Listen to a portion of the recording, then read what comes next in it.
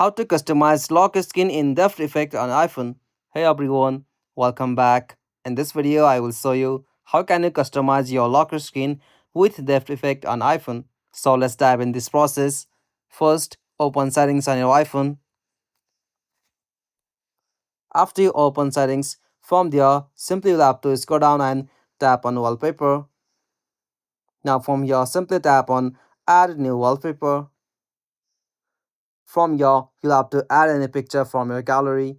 Depth effect work best with reported photos that have a clear subject in the foreground.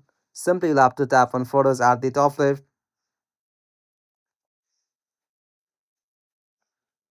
After you are in this interface, at the bottom right, simply tap on three dots. Now from here, you can choose the option for depth effect. Simply tap and turn it on.